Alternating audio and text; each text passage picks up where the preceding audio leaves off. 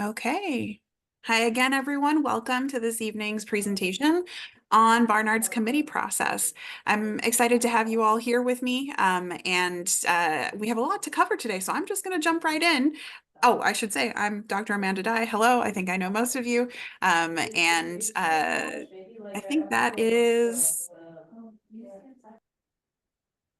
the entire preamble. So, quickly, goals for this evening so that we all kind of have a shared sense of what I'm trying to accomplish here. Number one, thinking about your personal readiness for applying to health professions graduate programs. Number two, understanding the purpose, timeline, and components of the committee application process here at Barnard.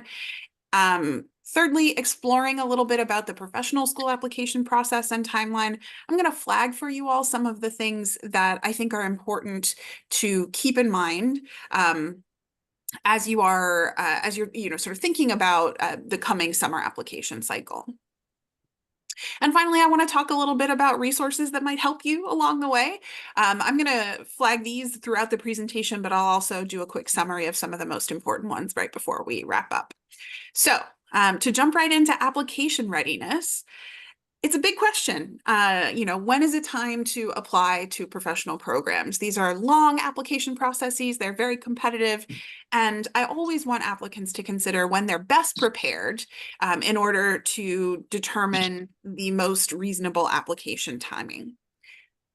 So, things to ask yourself, very basic logistical questions.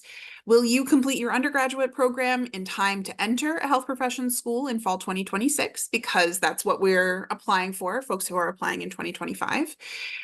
Will you complete your pre-health science courses by spring of 2025? This is not an absolute requirement for every program, but there are programs out there that do require folks to have completed everything before applying. And will you successfully complete your entrance exam no later than, I would say, early June of 2025? With the kind of background that it's good to plan for minimally 3 months of full-time prep or about 6 months of part-time study, especially if you're taking the MCAT. You want to also think about your readiness with respect to what schools are going to see in your application. So things like your GPAs, and specifically understanding what your science GPA looks like.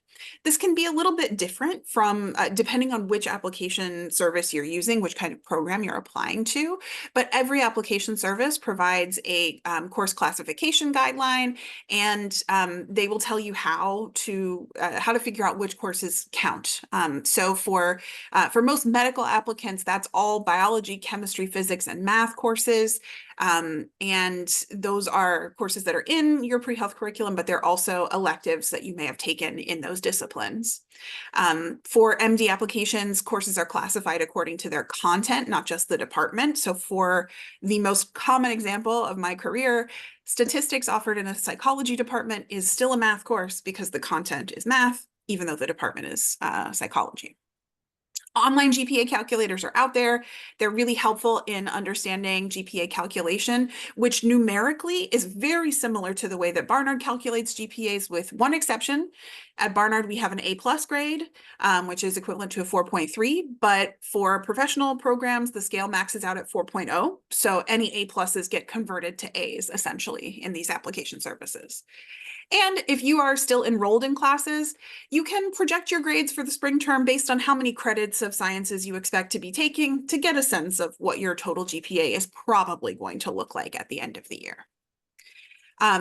Schools are also going to want to evaluate the breadth and depth of your coursework. They're going to want to look at GPA trends over time. So for example, if you had a tough transition to college in your first semester and over time showed a lot of improvement, that's a helpful thing for schools to be able to see. They're also going to be looking for like how challenging the coursework was that you took, like within whatever major you've chosen, as well as within the sciences.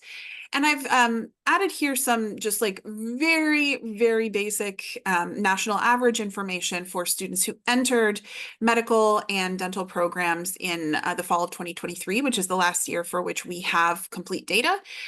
So as you can see, science GPAs are listed first, and then average overall GPA listed second, and then average entrance exam score, whichever one is appropriate. is listed here as well. This information is here to give you a very, very broad, like the biggest possible ballpark for understanding what competitive means in terms of numbers.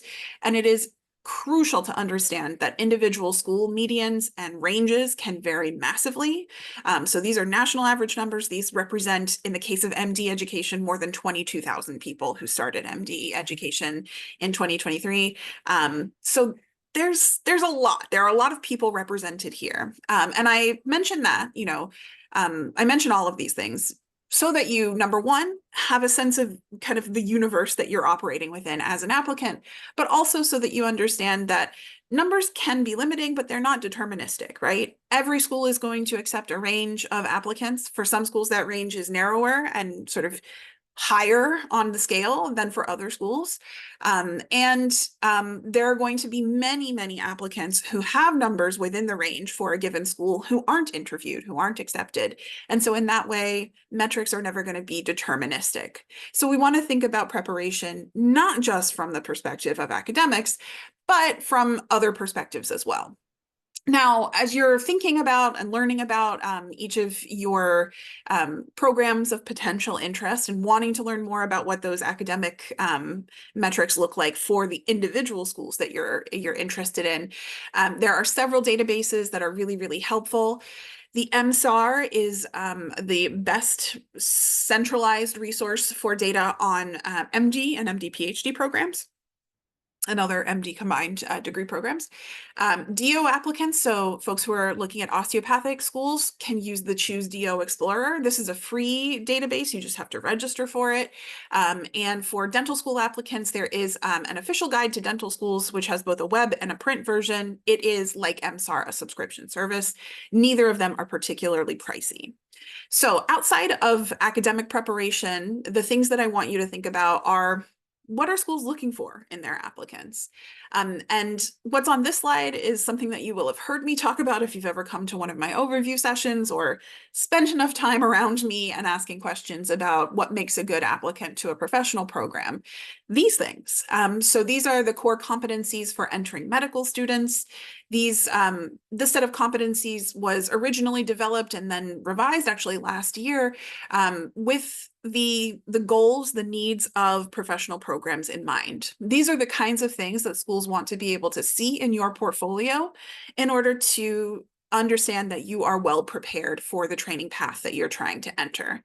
So some of these things are things that certainly you can show through coursework, right? So things like your science knowledge, living systems, human behavior, your critical thinking or quantitative reasoning skills could come across from your grades, but they could also come across from work experiences or from research experiences. Your cultural awareness and cultural humility are probably going to be things that are best illustrated through service to others. Your interpersonal skills and oral communication, those are also going to be things that you're demonstrating through activities that have an interpersonal element.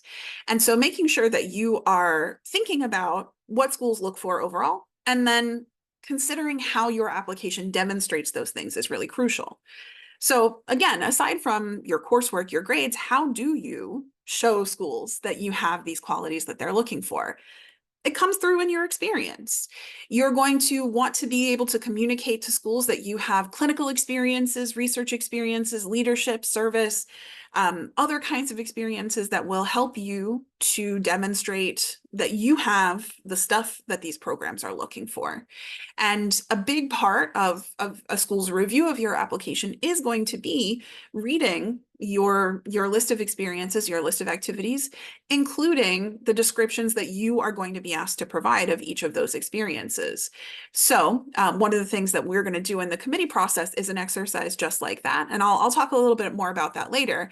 But one of the things that I think is really important to keep in mind now is to start thinking about, like, okay, for me as an individual, what does this list of experiences look like? What's there? And what can I highlight from each of these experiences that will show schools my readiness for entering professional education? The other thing to think about, and I hinted at this before talking about metrics, is that your readiness and your readiness is not something that you can really evaluate in a vacuum, right? Like you want to think about the schools that you're most interested in applying to and think about how well your application is going to speak to those individual schools. Because as I said, every school is going to have lots of applicants who have strong metrics or metrics that are very within reason for that particular program. And so beyond the numbers, schools have to use other things to make decisions. And those can be things that have to do with how well your experiences and perhaps your goals for your future align with the mission of the institution, the resources that the institution offers, the opportunities that you might have as a student at the institution. So for example, a public school in an urban area that works with a largely underserved and perhaps minoritized population is likely to be looking for candidates who already have experiences of serving populations like the ones that are served by that institution. And they're probably interested in people who have a vision for their career that includes serving populations like that. So thinking about this, thinking about application readiness, kind of transforms at some point from a good medical school applicant broadly to a good applicant for the specific set of schools that you're applying to. And that's a much more specific question. And that's something that your kind of understanding of will probably develop over the course of the year as you build your application. So how are you going to build the application? Well, I'm glad you asked. I'm going to tell you. We're going to talk about Barnard's committee letter and what you can expect from this and why we're doing this at all. So first things first, what is a committee letter? You may have heard me talk about this before. You may have heard friends talk about it. A committee letter is essentially a narrative introduction. It is a document that is more likely to be produced if you go to a private school than a public school. It's a document that is more commonly written on the East Coast than anywhere else in the country. And here we are, at a private school in New York City. And so we offer a committee letter. Our letter in particular tries to highlight the important aspects of each candidate's portfolio. So it's a very highly individualized document.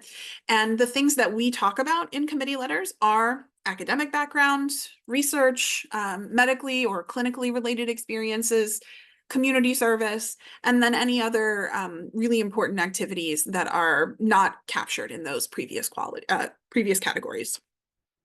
We do this in order to support our applicants. Essentially, I am concerned with you all working on your applications as early as possible. I want you all to be developing your writing and your thinking about your application in this academic year before we even get to the start of the application cycle, so that you have the time to really refine materials that are going to as strongly communicate your candidacy as possible. This process is really intended to elicit some self-reflection, right? I'm going to have a lot more workshops in the spring semester. I'm going to be able to meet with folks individually to talk about applications. And so I encourage you to think of this process as a process. The letter for me is incidental. Now, do I spend most of my summer writing these letters? Yes. And will I do my very best for you? Yes. But I think that the self-knowledge that you can gain through this process is the most valuable piece of it. And that's why I think it's important for folks to participate if they can. So we open this process to all prospective medical and dental applicants, although the workshops and advising are open to everybody. The committee letter itself is available to applicants who are applying to medical and dental schools because those schools accept committee letters and most other health profession schools do not. This letter ideally is going to help to provide some perspective to professional school admissions committees. We can present contextual information where appropriate. So sometimes there may be a piece of information that a candidate wants to share with schools, but they can't figure out how to put it in their materials. This is a function that a committee letter can serve.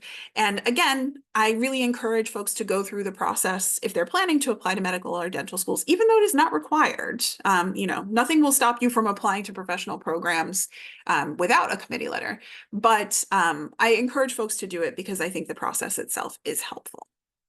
So What we use to write a committee letter for each individual applicant are kind of three main sources of information. First, the written application, and I'll talk a little bit more about what's involved with that shortly. Secondly, an interview, which will be conducted one-on-one with a member of our Health Professions Advisory Committee in the spring semester. And thirdly, your individual letters of recommendation. So all of those sources of info are used to create each person's committee letter. And then what we send to the schools is a single package that includes a standard cover letter, just explains a little bit about Barnard's curriculum. You know, our chemistry courses don't look like every other school's, and some information about like the process that you will go through in order to obtain a committee letter, your individual committee letter, and then all of the individual letters of recommendation that you collect in support of your application. So all of that is packaged as one PDF, and that's what gets shared with professional programs. Overall, for folks who like a visual, this is the timeline. I'm going to go through it in a little bit more detail in just a second, but you can access and print this version of the timeline under Pre-Health Advising Resources and Handshake. It is uploaded there now. Before I go deep into the timeline, I want to note that there are a couple of dates that differ depending on whether you are a first-time applicant or a reapplicant. And I want to clarify that you are considered a first-time applicant if we have never written a committee letter for you before. So you may have submitted an application, you may have even done an interview, but if you have not requested a committee letter and had one submitted to professional programs on your behalf, you're still a first-time applicant. And you are a reapplicant only in the case that we have already written a committee letter for you in a previous cycle. So with those things in mind, here's what you can expect from the timing. We're going to open this application November 15th. I will email a link to everyone who I believe may apply on that day. And it's going to be due on January 29th for first-time applicants. If you are planning to take an MCAT or a DAT in January, please make sure that you are planning accordingly. If you are a reapplicant, it's going to be due on March 5th. So you have a little bit more time and a slightly different application. In February, we will conduct interview scheduling for our first-time applicants, and reapplicants will be able to schedule their interviews in March. And the interviews themselves will happen in March and April. I know that a lot is happening during those months, but as an applicant, you will have the ability to kind of choose a date and time that will work for your schedule. Most interviews are going to take place virtually. And then the first day that you can actually submit your committee letter request is in May. Letters of recommendation are all going to be due by May 15th. And the last day that you can request a committee letter every year is August 1st. And I will talk in detail a little bit more about each of these things as we go on. So first things first, I want to say, as I mentioned earlier, I will email a link to everyone to begin the committee application. When you start the committee application, this is what you should see. This is the only way to begin it that will not result in an error. So make sure that you see this and that you complete this initial form in order to make sure that you are seeing the full committee application. After you submit that start page, that first page, you will either need to set a new password if you haven't used Slate before, or you'll be able to log in using existing credentials if you're, for the most part, I think most of you have either applied for admission or financial aid using Slate, so you already have an account in the system. What the committee application is going to ask you for is a lot of things, including a little bit of demographic info. There's a statement of understanding that kind of lays out the dates and deadlines that I've already discussed.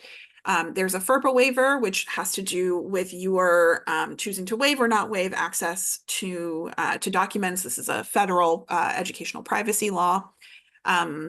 You're going to be asked to upload transcripts. So that will be transcripts from Barnard and any other colleges that you've attended. If you've taken summer courses or if you have transferred to Barnard, we'll want you to include all of your transcripts. And it's fine for these to be unofficial copies. We'll also ask you to upload a copy of your resume or CV. I do want to highlight that most professional school application services are not going to ask for a resume, they'll ask you to list your activities in a different way. We ask for a resume just for the use of our interviewers. And you'll be asked to disclose any institutional actions on your record. So any instances of conduct violations or academic violations are important to disclose. And I am happy to kind of talk about that process for anyone to whom it applies. We'll also ask you to complete several essays. These essays have very specific prompts, and you're going to be given a maximum of 5,000 characters to answer them. That is not an expectation. That is an absolute maximum. So the length of your responses may vary from question to question. That's totally fine. Use the space that you need to completely answer the question. That's it. We'll ask you to share some information about your activities. So that section is called pre-professional preparation, and that's where you're going to start drafting the descriptions of each of the experiences that you're going to share with professional schools.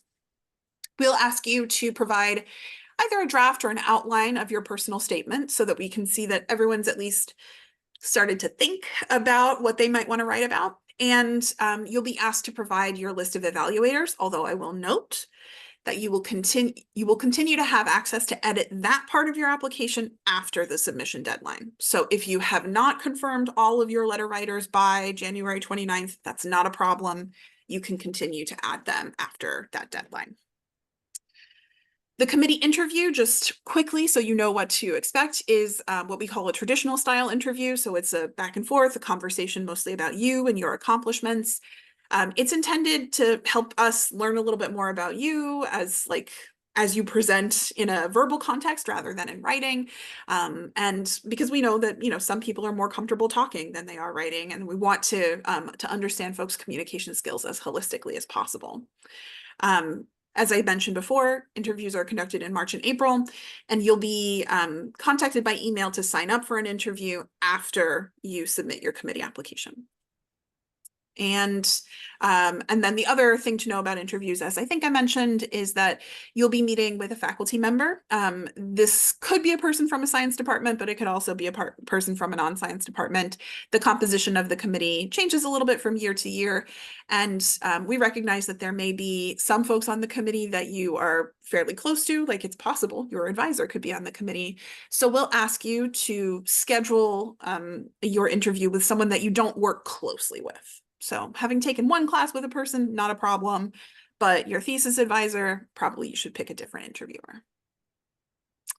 Letters of recommendation are also an important part of the process and probably something that lots of you are thinking about right now. They are intended to be candid and thorough evaluations of you from folks who know you well and who have observed your work in various contexts and can attest to your readiness, essentially, for your program of interest. We encourage applicants to medical and dental schools to plan to collect 3 to 5 individual letters of recommendation.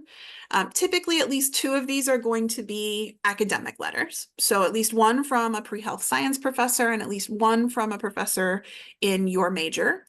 The other letter or letters could come from a mix of sources, and they may vary depending on the person. So, for example, a person who has a lot of research experience most likely should be asking for a letter from a PI or direct research supervisor from a significant research experience. If a person has had a long-term community service experience, they might have a letter from that. So again, academic letters are going to be the core for everyone, but the other letters are going to vary depending on you, depending on what you want to highlight about your application. It's important to think about your list of writers holistically. So to think like what each person can contribute to a reader's understanding of your application, and hopefully like how that whole list can give the fullest picture of your candidacy. It's also important to know that our policy is that once we have received a letter, it remains a part of your portfolio and cannot be removed, even if you reapply. So choose your letter writers carefully. There's no situation where you can have letters submitted and then later decide to discard some of them. When you list your letter writers in the committee application, you're going to be asked to complete a privacy waiver for each one of those. And the committee application interface will allow you to see when we've marked each of your letters as received. As I mentioned before, an unabridged copy of every letter of recommendation is going to be submitted alongside your committee letter. And once a letter is received, it can't be removed. And letters of recommendation are always due on May 15th. The last thing to know here about the committee process is that your request for your committee letter is not automatic. It's something that you're going to have to like submit a final request for, and I'll talk more about that in my session on the application process itself in the spring. But essentially, once you have submitted your primary application, you're going to be able to formally request your committee letter at that time. Things that you can do right now to start, even though we have a couple of weeks left before you're going to have access to the application. First, you can start calculating your GPAs at any time and collecting transcripts from all the institutions you've attended.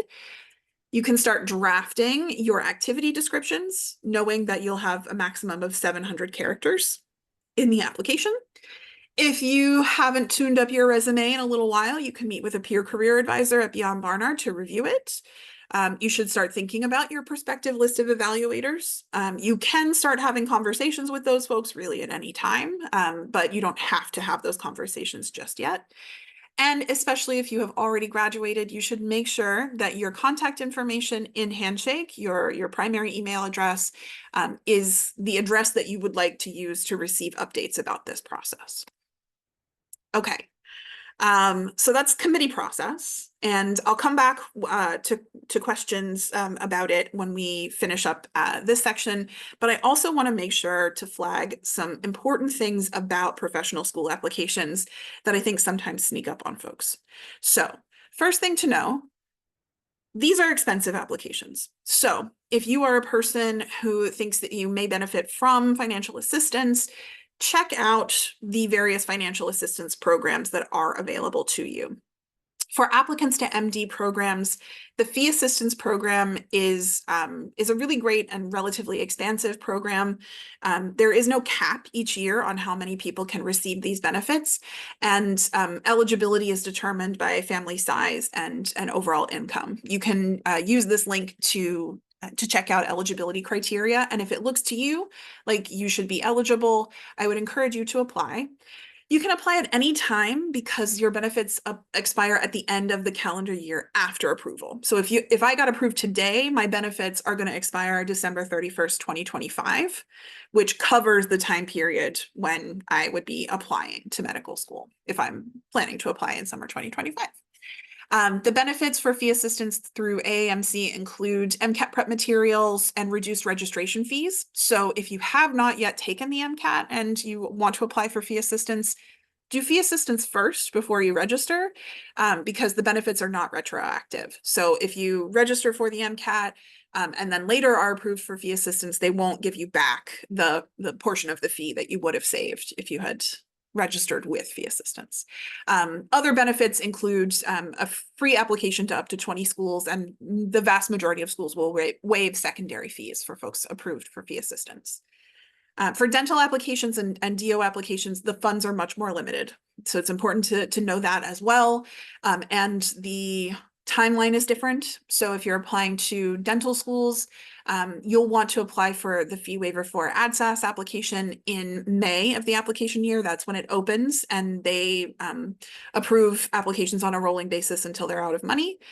And then for DO applicants, you want to apply at the start of your application cycle because you are required to submit your application within 2 weeks of being approved for fee assistance. So essentially the order of operations is apply and make sure that your application is ready. And then once you hear back, submit. Other things to keep in mind are entrance exams, right? So we're talking mostly about MCAT and DAT here because those are the exams that medical and dental schools require. These tests are important and are not likely to ever go away in the admissions process because schools find them really, really important in a lot of ways. Of course, they want to know about your kind of knowledge of the topics that are covered on the exam. They also want to think about how well your scores describe your problem solving and analytical skills. These exams have, been studied very, very heavily for a very long time, and they do correlate with success in professional training and on licensing exams. So it's a really good idea to kind of prepare yourself for the fact that health professions are exam-focused professions at many stages, not just at this stage of your professional education, and to learn as much as you can about, how to be successful on these exams. So there are some links here about exam content, what's on the MCAT exam and the DAT guide. I do want to note, especially for those who are applying to dental schools, that the DAT scoring model is going to change very soon. In case you haven't heard, currently the exam is scored from 1 to 30, so on a 2-digit scale.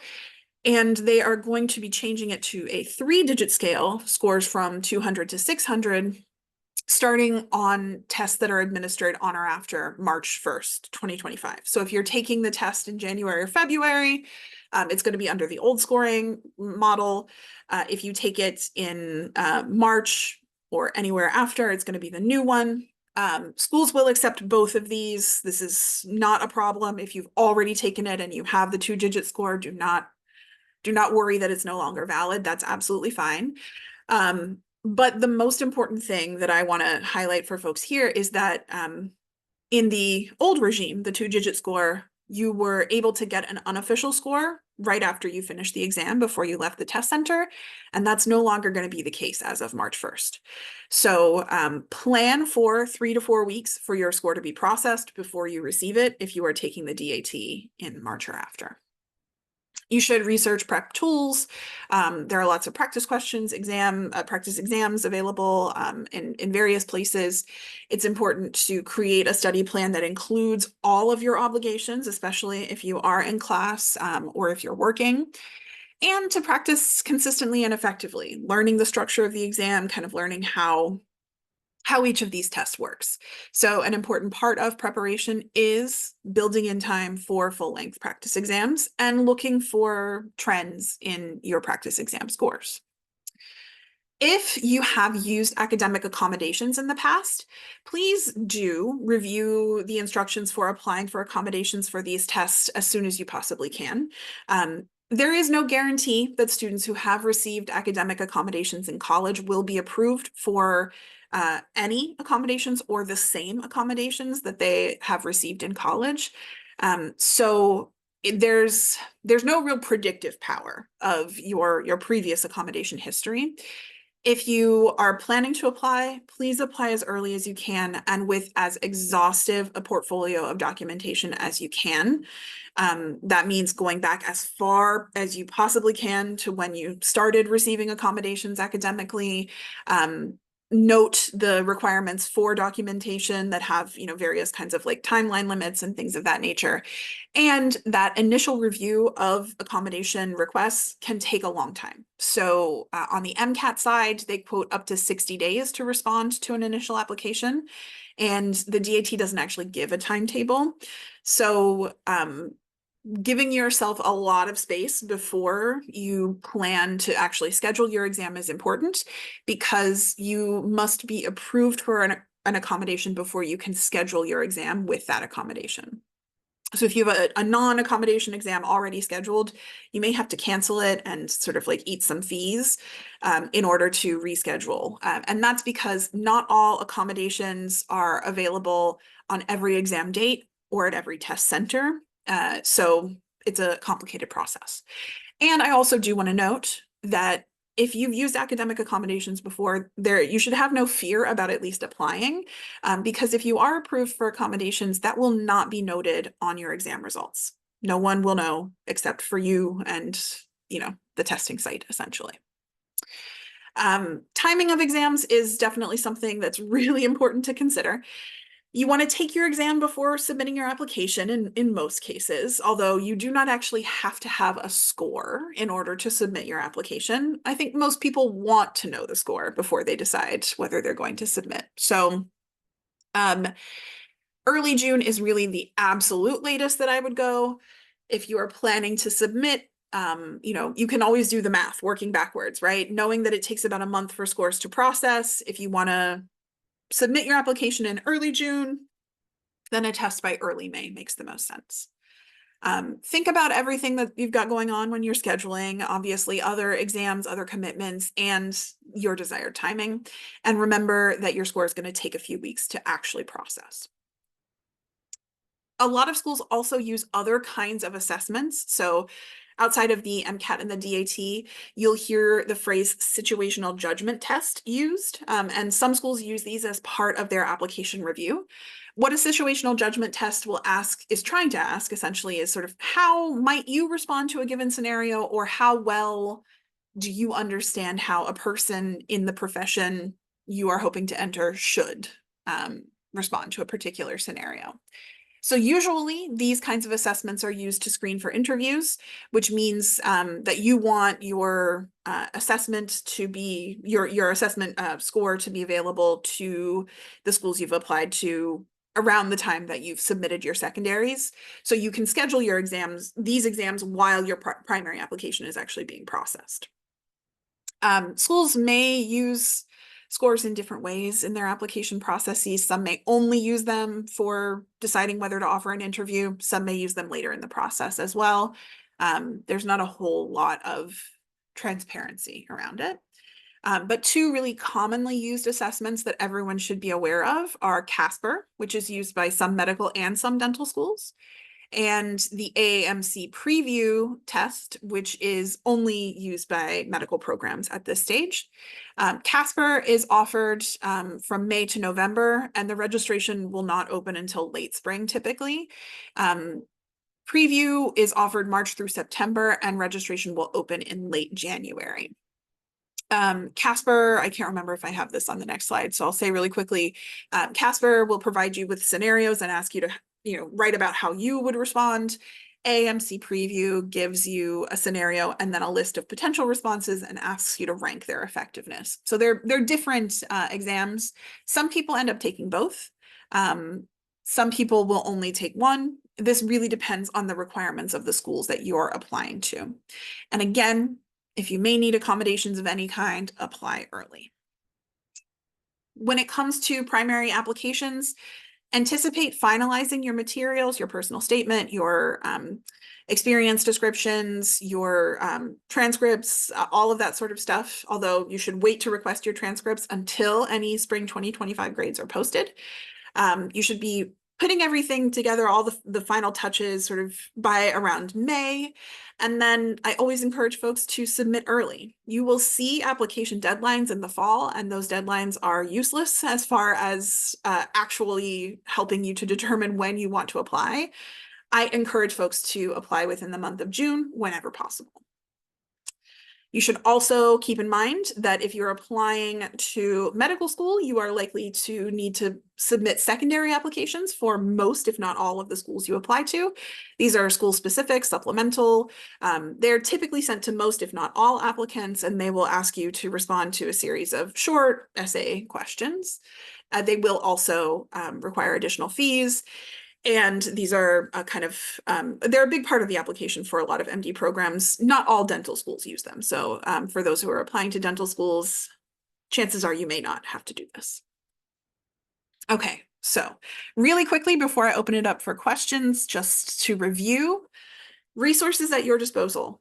Think about the professional organizations that are out there that support the education type that you're interested in. So AAMC for MD, AACOM for DO, and ADIA for dental programs.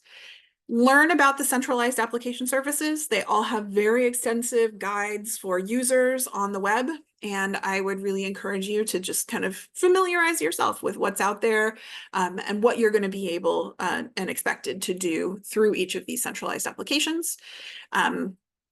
Obviously, use the databases to learn more about individual schools that you might choose to apply to. And then, of course, Barnard-specific resources the pre-health blog where we post things like virtual fairs and other events.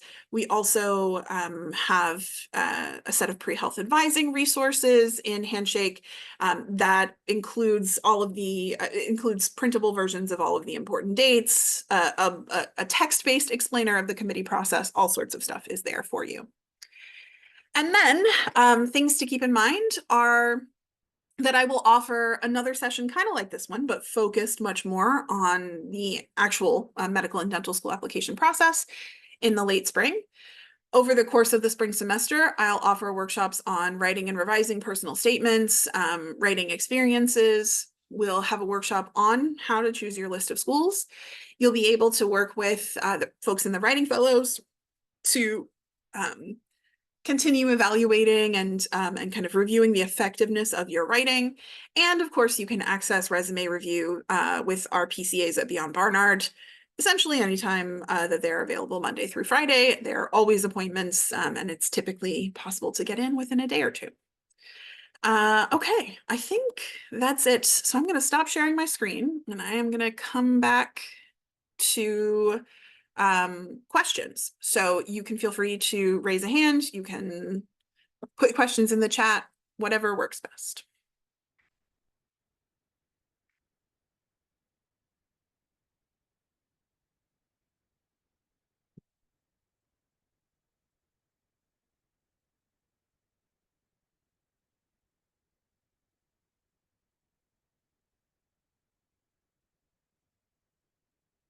Hi, I have a question. Yeah. When you sign the privacy waiver for the letters of recommendation that go to the committee for, does that mean that we cannot like see what they say? And would we have to ask our recommenders to like send it individually if we wanted to be able to read it? Yeah, so so the FERPA is it's a old educational privacy rights law that has to do with any kind of educational records. The waiver will essentially ask you whether you choose to waive or not waive access to the contents of any individual letter submitted on your behalf. I would very, very strongly recommend against asking your letter writers to provide the content of their letters to you. And if that is your plan, then you need to indicate that you do not waive access to your letters in that privacy letter, and we need to inform the letter writers as well. I don't recommend getting access to that content through other means because medical schools and other kinds of professional programs, generally speaking, will consider the content of a letter perhaps less frank and perhaps less valuable if they know that the applicant has had access to the content of the letter. So it's most common for folks to waive in that situation. It is ultimately your decision, but I do not recommend accessing your letters. Okay, so if we were to use them again in the future, we would like still like how would we use them again in the future, like if we didn't have access to them directly, I guess. In what way would you want to use them again? Like perhaps like if you went on to do like a PhD program instead of like Okay. school or Yeah. something. This is a very important point. So the letters that we receive are only going to be used to support applications to health professions programs.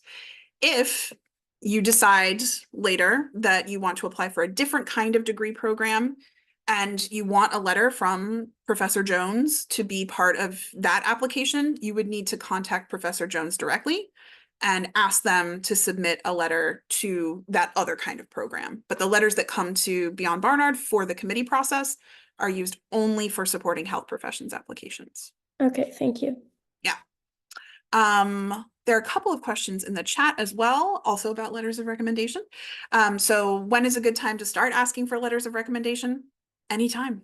I always encourage folks to make sure that they have made all of their asks by around the time of spring break, because our deadline is mid-May. So you want to make sure that you're giving folks at least a couple of months of notice, but you could start having those conversations at any time. There are other questions. Do neuroscience classes count toward the BCPM GPA? So for medical schools, any course that is primarily biology in content will count. And so for neuroscience, because it is an interdisciplinary major, there may be some courses that fulfill major requirements that are really psychology courses and don't count. But there are also going to be some courses that are strongly biology based, and those should be factored in as part of the science GPA. And then there's a question, what types of questions are asked in the committee interviews? We ask about different aspects of folks' portfolios. We may ask about like significant experiences that you've listed in your application. We may ask about particular particular experiences that have been formative for you and choosing your path within health professions and things of that nature. You'll actually be able to work with PCAs to prepare for those interviews as well if you choose to do so in the spring. There's a question, what's the acceptance rate for this committee process? That is a fantastic question. If you meet the deadlines 100%. We do not use any kind of cutoffs in order to determine eligibility for committee letter. So if you submit everything you're supposed to submit on time, then you're going to be able to get a committee letter this summer. We don't use MCAT scores or DAT scores at all in this process, and we do not have any cutoffs based on GPA or if you transferred or other things like that.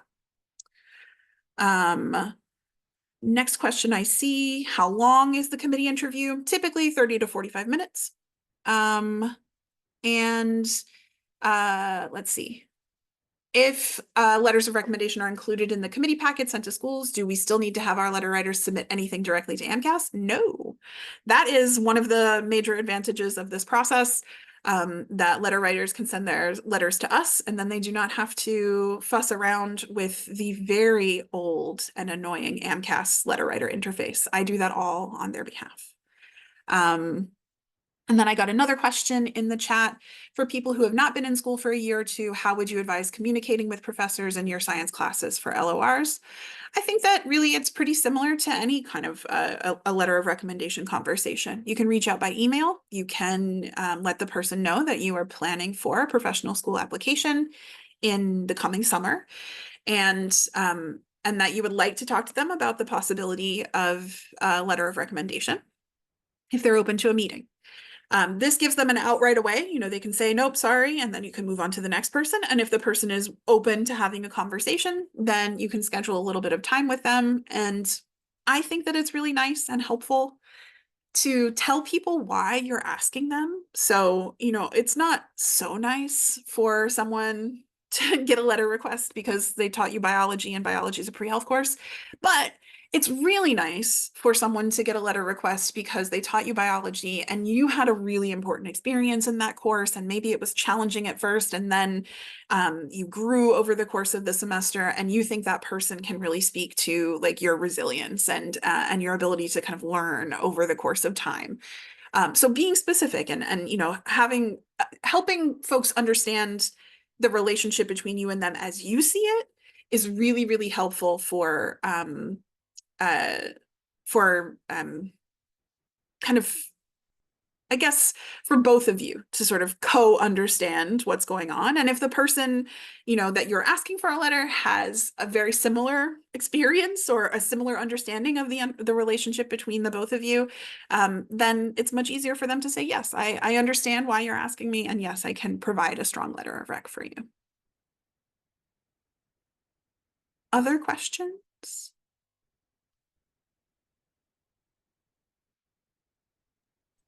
I do have one. Hello, how are you doing? Good.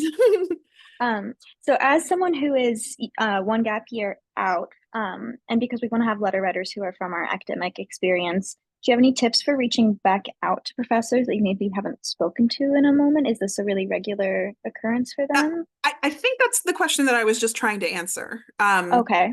So if you haven't been in touch with a person, then I would say starting with kind of a take the temperature email, that you're planning to apply, and that you would like to talk to them about the possibility of them writing a letter of recommendation, which give them the out if they think, no, I don't remember this person or something. Mhm. And then if they're open to it, having the conversation, I think it's best to like try to, to chat with the person rather than to do it all by email, and to be clear with them about why you're making the ask of them specifically, and what you think that their letter can contribute to your application. Perfect, thank you. Asking for letters of recommendation is always, it's a thing that no one likes doing. So understand that. But and I think it's because it's a vulnerability, right? Like you're asking someone a question and they could say no to you. But that's the worst that can happen, right? So if they say no, they're not going to be mean about it. They're just going to say no, sorry. They're they're not going to try to make you feel bad. So I think if you think a letter could be worthwhile to your application, it's worth making the ask and remembering that the worst thing that can happen is someone says no. A couple of other questions have come in the chat. How old can activities be? Professional schools generally are going to focus their evaluation on things that have happened after your high school graduation. So there aren't hard and fast rules about this, but I typically encourage people to only include activities that have happened since high school graduation. And another question, about kind of what information MSAR provides. MSAR will provide a median overall and a median science GPA for each individual institution. They'll also provide 2 GPA ranges for each institution. So they'll provide the 25th to 75th percentile of accepted students and the 10th to 90th percentile. They also provide very similar information for MCAT scores. So they'll provide the overall MCAT score with the median and the ranges and each section subscore. Another question about letters of recommendation: can they be written by anyone at any level? For example, a grad student who mentored you. We don't have any specific requirements about, sort of the level of a person who might be writing a letter. It is possible that an application reader would be more interested in the evaluation of a more senior person. And that's not because they think that grad students don't have things to share. It's that a more senior person might have a larger class of trainees to compare. So especially if we're thinking about a research situation, one common kind of approach to this is, maybe talk with your direct supervisor if that person's a grad student and ask them if they think that the PI or a higher level supervisor might be willing to co-sign a letter that is kind of primarily written by the person who works most closely with you. Ultimately, like if it's a grad student who has a ton of experience working with pre-health students and, is someone who has like a very high degree of like kind of depth of knowledge of the professional pathway, then I think that letter could certainly be valuable. But you always want to think about like how much context does the letter writer have about this thing that I'm hoping to go on to. All great questions. We have a few more minutes. So any other things that are on your minds?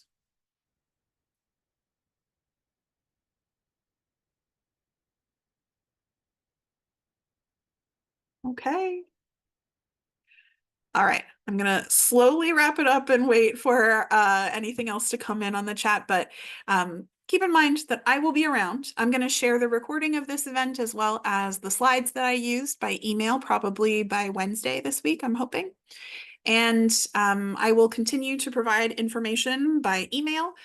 If you are not already on our email list for applicants this coming cycle, and you are planning to apply to medical or dental schools in summer 2025, please do email me and let me know so I can make sure that you'll get the updates.